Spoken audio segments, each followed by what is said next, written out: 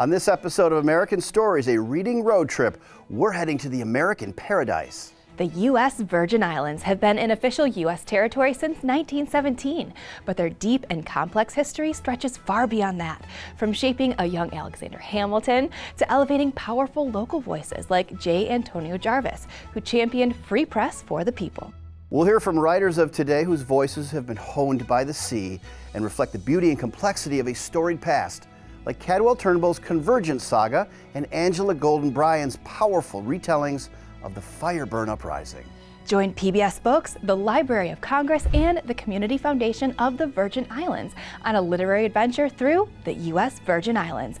This is American Stories, a reading road trip.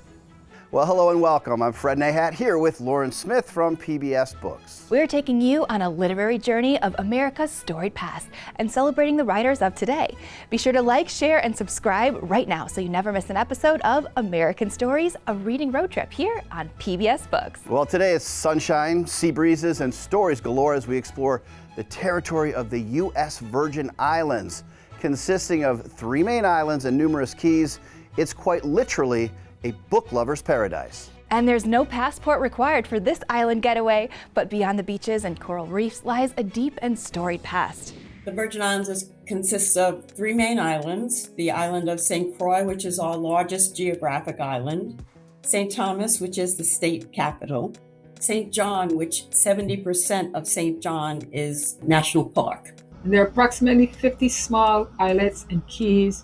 Visitors can also find coral reefs just offshore, adding to the territory's natural wonders both on land and beneath the sea. So every day you can go to a different island sailing. And then on the western part of the island, when the sun is setting, oh wow.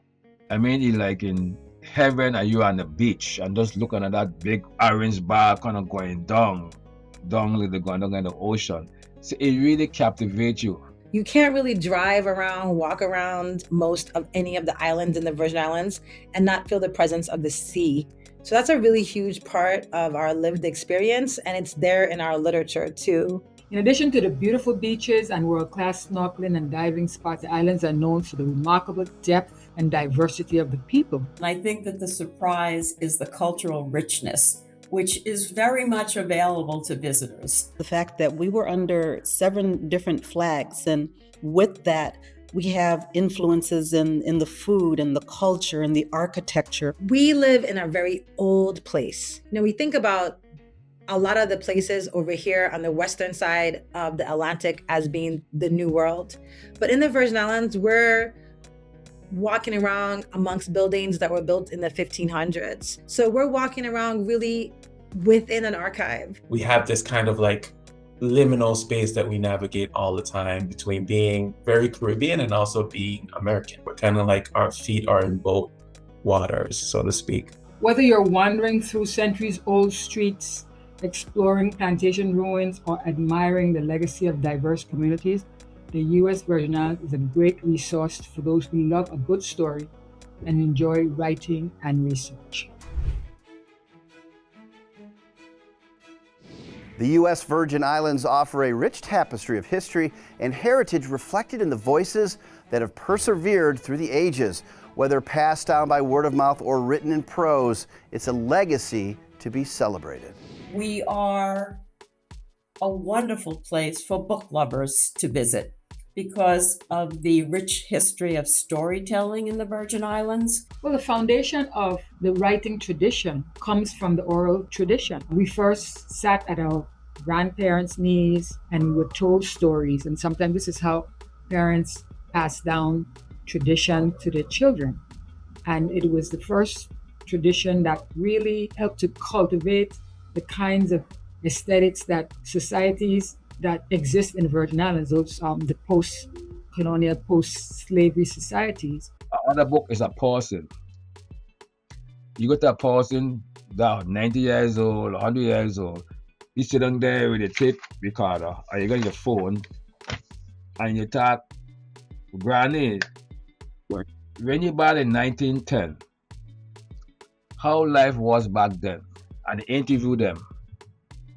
And they talk about the life, how life was. The stories of resilience, the stories of strength, how our character is built. When we tell the story, we are the heroes. So I think it's so important to be able to articulate that verbally, pass it down, but also to write those oral traditions down so that they're not lost. We are really big on doing historical reenactments of our cultural history. Like, there's an amazing cultural reenactment of the Coal Carriers Revolution that happens every fall. There's music, there's acting, and it's happening in the streets, and Virgin Islanders are observing but also participating. It's really beautiful. And I think cultural reenactment is really one of our major ways of holding on to our culture, but also it's part of our cultural landscape. J. Antonio Jarvis lived in the Virgin Islands from 1901 till 1963. He was a poet, a playwright, and a cultural activist, which I would say most of our voices from the past will include that cultural activism. People, for example, did a book called The VI and the People, published in 1944. Then he got other one, The Brief History of the Virgin Islands, 1938. And then he was recognized by the U.S. Library of Congress for his work, his influence, and still is today. The Brief History of the Virgin Islands, that when it was published, it was a very controversial book. At the time, it has been celebrated as a work that really shines a light on history and culture of the people of the Virgin Islands. J. Antonio Jarvis was a really important figure in the Virgin Islands because he brought our free press to the Virgin Islands by establishing the Daily News. He gave us a newspaper that was for the entire Virgin Islands and that had Virgin Islands voices in it. It is a Pulitzer Prize winning newspaper. It's a really great paper and it's still being in print now.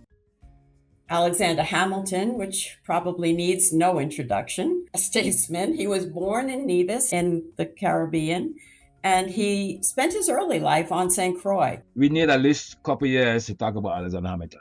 His mother died young from yellow fever, and he was so bright child that he was sent to the US, to Columbus University, to go to school, and the rest is history, where he met George Washington, one of the founding father. He the first treasurer. He was a lawyer, a scholar, and the list go on and on. Plus, he know a $10 bill. So there's a lot of things to talk about him. In the Virgin Islands, we've known about Alexander Hamilton and about his mother in particular as a Crucian, a Virgin Islander. So we claim him as definitely one of ours. But what your people might not know who are looking at this is that there's another Hamilton from the Virgin Islands who was also a writer, and that is D. Hamilton Jackson. He also, like J. Antonio Jarvis, started a free press paper in the Virgin Islands. In fact, he started the first one. But Alexander Hamilton and D. Hamilton Jackson were both radical politicians who really changed the way we understand how politics work in the US and in the Virgin Islands. Marilyn Krieger is an author. She's a scholar. She's a historian. She's many things for many of us in our community. One of her key books was Race Relations in the US Virgin Islands. And CFBI was fortunate to have her selected as our great read for adult literature in 2025. She's actually a retired professor at the University of the Virgin Islands, and her book, Race Relations in the U.S. Virgin Islands, is a very important contribution to the Virgin Islands, the canon of Virgin Islands literature. She's well respected and she's touched a lot of lives of students in the Virgin Islands. I remember going to see Marilyn Krieger give a talk about our cultural history in the Virgin Islands. And I have to say, listening to her talk so incredibly eruditely, so wise, but also she was really cool. She looked like a person that I could grow up to be. And she also was talking about us in the Virgin Islands. So I would say listening to her give her talks was really inspirational for me. The lush landscape of the U.S. Virgin Islands carries echoes of the past, voices that are still empowering and inspiring writers of today. Among them is Angela Golden Bryan. Angela Golden Bryan is a playwright, a director, a cultural storyteller, and her work is deeply rooted in the Virgin Islands history and traditions. In 1878, On the island of St. Croix, there was a revolution that occurred, and it is known as the fire burn. These 4 queens and many others rose up as leaders so that there could be justice, because even though the enslaved had been emancipated in 1848, they were still being treated very poorly. They lived in very harsh conditions.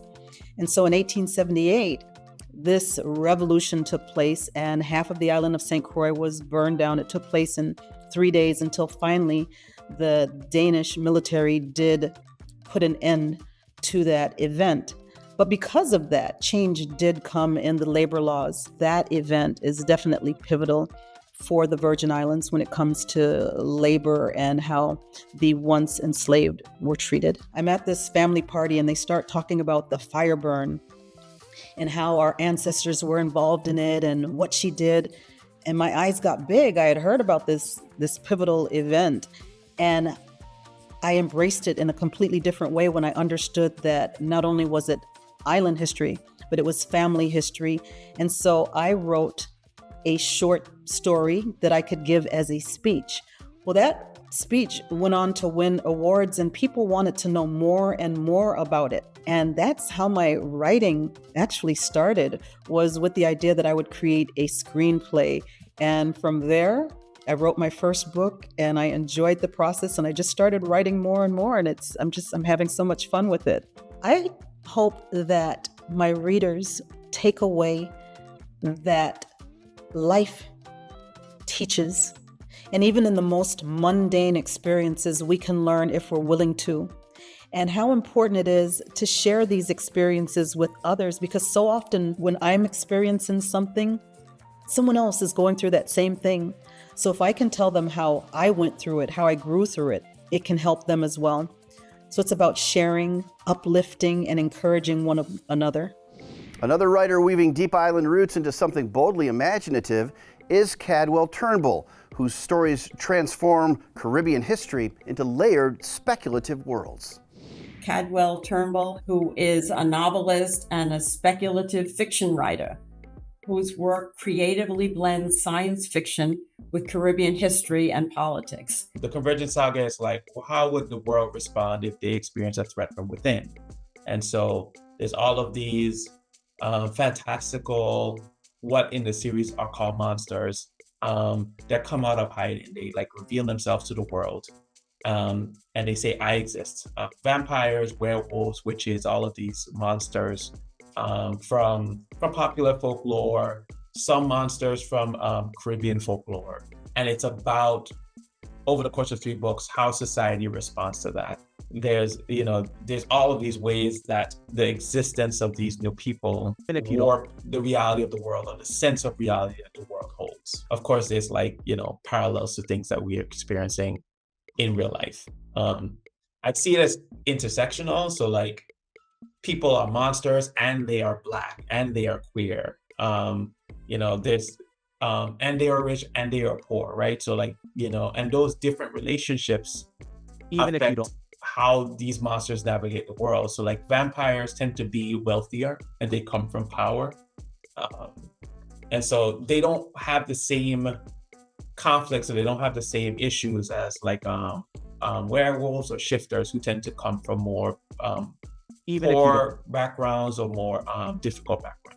It's definitely a metaphor for society. I think my novels are more interested in asking questions than answering them. And I think that's something valuable for readers. I think it's valuable for anyone to ask the question and not assume that the answer, or not assume that there is one answer, and that there's actually something quite revelational in the question in itself, right? The question reveals something, even if you don't answer it. Among the voices of today is Tiffany Unique, a novelist, poet, and essayist whose work bridges the complexities between a mixed Caribbean and American identity. Tiffany Unique also grew up on St. Thomas. She is another nationally acknowledged award-winning author. Her work also explores love, loss, and it explores identity in the Caribbean. I'm a writer, so for me it's working in whatever genre or method that makes the most sense for the thing that I'm trying to do. So my first book is How to Escape from a Leper Colony. It's a collection of stories. In this book, I really wanted to place the Virgin Islands in the region of the Caribbean because really quite often we're kind of forgotten by the rest of the region because we're Americans. So being American kind of alienates us from the rest of our region, but then being Caribbean kind of alienates us from our nation. And so in that book, How to Escape from a Leper Colony, the stories are set throughout the Caribbean, not just in the Virgin Islands. And that was really important to me because I really wanted to locate the Virgin Islands in its space. My more recent book, which is called Monster in the Middle, is really doing the other part of it, locating the Virgin Islands within the nation and thinking through how Virgin Islanders are connected to Americans from the continent or currently living on the continent. Because I think that's also an important part of our identity that often gets sidelined. And that those two things, which are sometimes in conflict, are still our truth. Our lived experience was not one that we got to see reflected back at us. And we know, like the scientists, even the Western scientists have told us that the reason why humans invented storytelling, invented poetry, was so that we could see ourselves and know that we're real, so that we could know that we're worthy and that our stories tell us that our communities are worthy and that we as individuals are worthy. And that's what I want my literature to do for the Virgin Islands. Even when I'm not always saying pretty things, I still want us to know that we're worthy of literature. Even at our dirtiest, we're worthy of literature. Even at our ugliest, we're worthy of literature. But also, we're pretty beautiful too. While we've highlighted just a few of today's island voices, The Caribbean Writer is an annual journal that continues to amplify many more across the region. The collection that I am currently editor of is The Caribbean Writer, which is an annual literary journal published by the University of the Virgin Islands within the College of Liberal Arts and Social Science. And The Caribbean Writer was established in 1986. The journal has now reached the 40th year of continuous publication, and we're so proud of that. It's a record maintained even in the face of challenges such as hurricanes. Dedicated to showcasing the rich and diverse voices of writers from the Caribbean and in its diaspora, The Caribbean Writer features poetry, fiction, essays, book reviews, and visual art. It pays respect to local talent, and a lot of Caribbean writers, a lot of Virgin Islands writers get their first publication with the Caribbean Writer. It's one of those fixtures. It's I would say the linchpin of the artistic community in the Virgin Islands. And a lot of writers who've gone on to have really major careers, like Edwidge Danticat, Junot Diaz, published some of their first writing in the Caribbean Writer. It's been hugely influential, not only in the Virgin Islands and the region, but as I just named these famous writers in the US and internationally. It's really a tool which, again, brings literature into the general day-to-day living in the Virgin Islands. We've digitized from volumes 1 to 30 of the Caribbean Writer. Is available free at digital libraries of the Caribbean.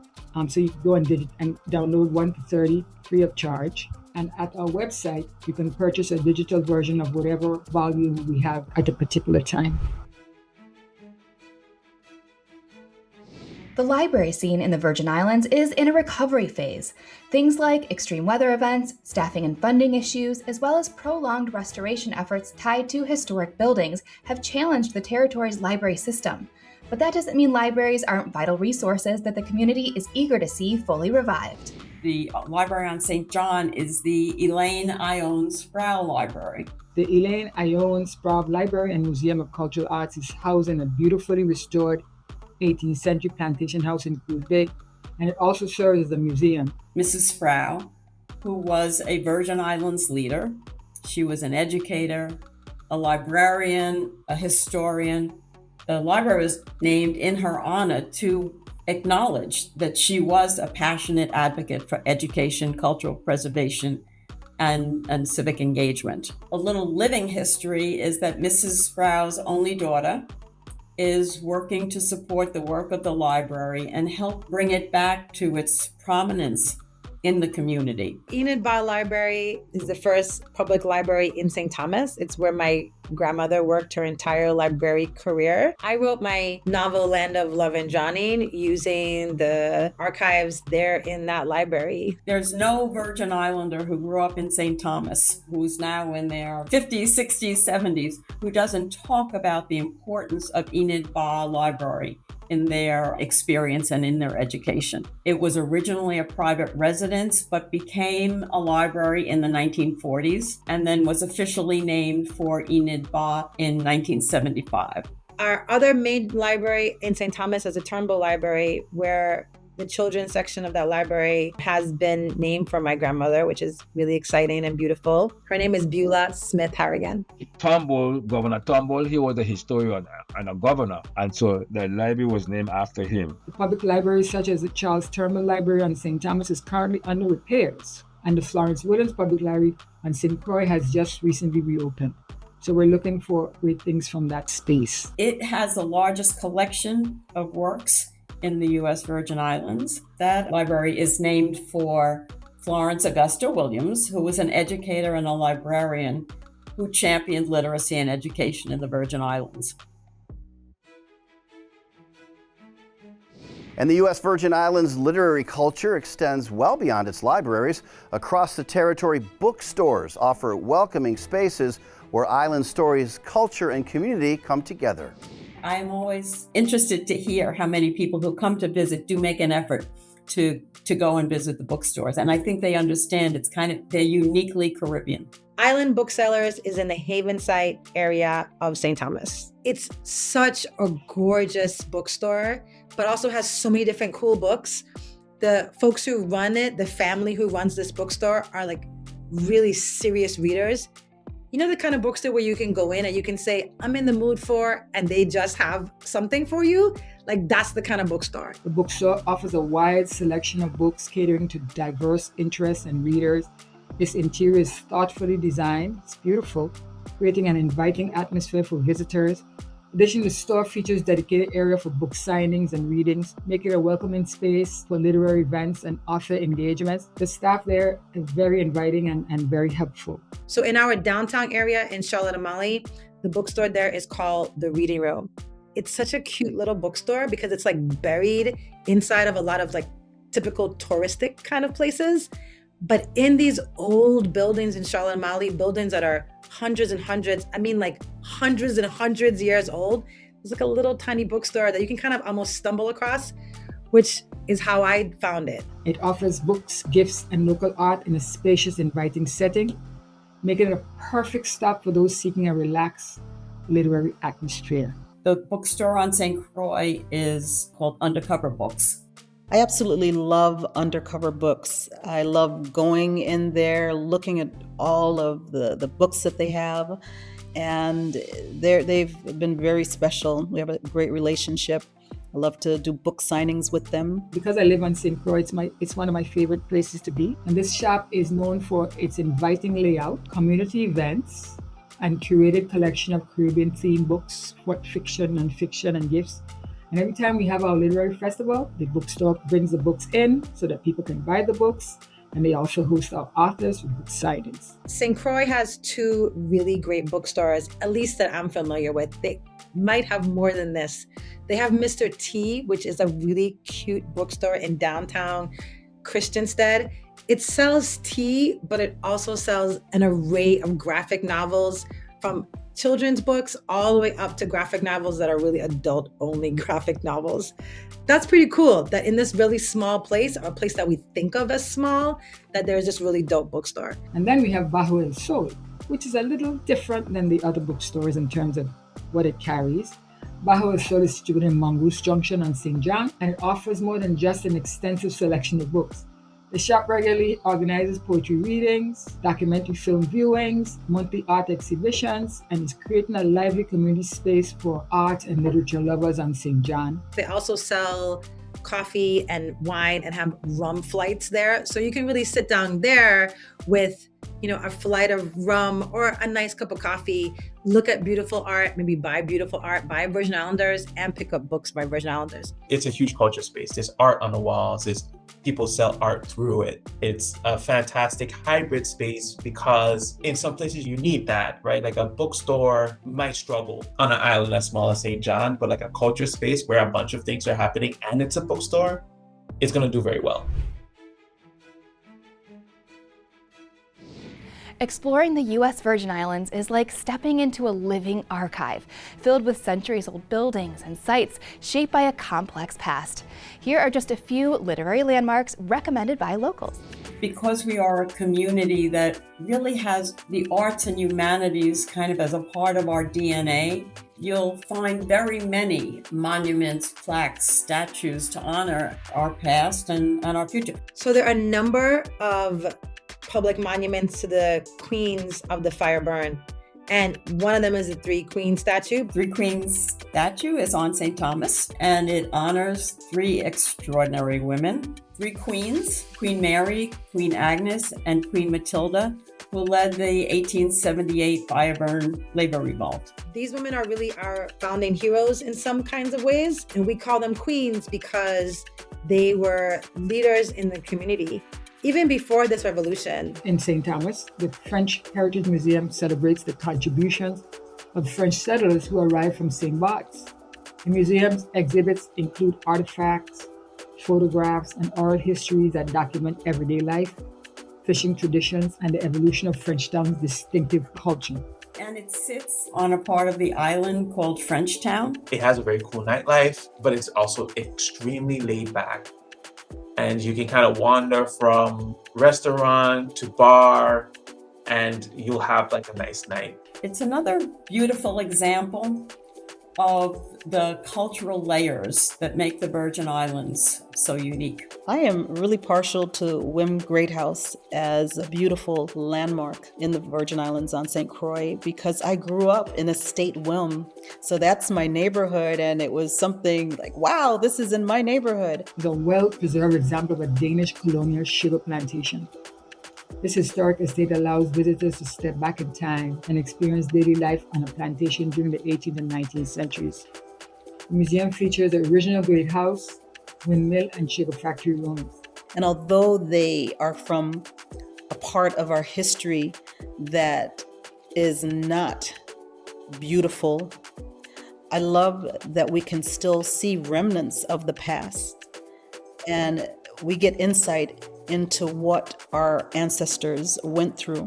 And I think there's something very healing to be able to visit a place like that. In St. Thomas, you got Fort Christian. It's the oldest historical structure, and they have the museum to there as well. And they give a lot of information about the fort, because the fort is right there near by the ocean. It was fort built to protect the islands from pirates. More locally known as Fort Christian, and it's actually Fort Christianshavn because it was under the Danish rule that it was named. I also like Fort Frederick in Frederiksted. It's just an amazing structure, the fort. There's so much history inside of it. The Annaberg plantation is on St. John, and it is stunning. It's also sobering. It features ruins of a former sugar mill. Visitors can explore stone structures like bake ovens and signs that detail the plantation's role in the island's economy and the lives of enslaved Africans. Sugar mill is still there. There's a dungeon underneath. And we have some one day in the national park, basically every day, and they're making bread, how they make the bread back in the day. You can get a tour of the factory, and they have signs to kind of guide you, and they did other signs and so forth. So you kind of bring back the history, the living history.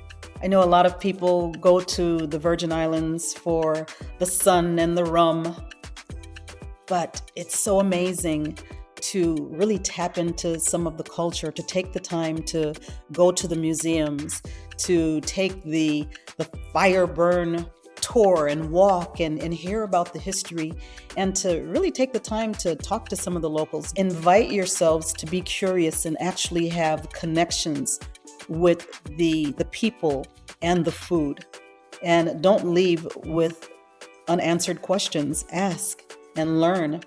Because I believe that the more you truly learn about the people and what is inhabited there, the customs and traditions, I think you'll even love the Virgin Islands even more. Today's literary journey through the U.S. Virgin Islands is part of a bigger celebration. As America approaches its 250th birthday, we're exploring the stories, authors, and books that define each corner of this nation in partnership with the Library of Congress and local centers for the book. You might know that the Library of Congress is the largest library in the world, but what you might not know is that they've established a local center for the book in all 50 states and 6 territories. Their mission? To make the Library of Congress and its resources even more accessible to all Americans. I'm Leanne Potter, the Director of Professional Learning and Outreach Initiatives at the Library of Congress. The Library of Congress is the Congressional Library and the National Library of the United States, and the largest library in the world, with more than 181 million items, from photographs to maps, from motion pictures to sound recordings, from newspapers to manuscripts, and more. Oh, and yes, there are books, millions of them. In this series, American Stories, a reading road trip, you will hear about many books and authors and poems and short stories and more, and how together they make up our nation's literary heritage. As you do, I hope you will keep in mind that while they are all unique and come from different parts of our vast country, they all have something very important in common. They all live in the collections of the Library of Congress. You will also hear about the library's affiliated centers for the book. There is one in each of the 50 states, the District of Columbia, Puerto Rico, the U.S. Virgin Islands, Guam, American Samoa, and the Northern Mariana Islands. These centers promote reading, libraries, and literacy, and they celebrate and share their state or territory's literary heritage through a variety of programs that you will hear about in this very special series. Today, we're joined by the Territory's local Center for the Book, which is part of the Community Foundation of the Virgin Islands, headquartered in Charlotte Amalie on St. Thomas. I'm Dee Bacher Brown, and I'm president of the Community Foundation of the Virgin Islands, which is also known as CFVI.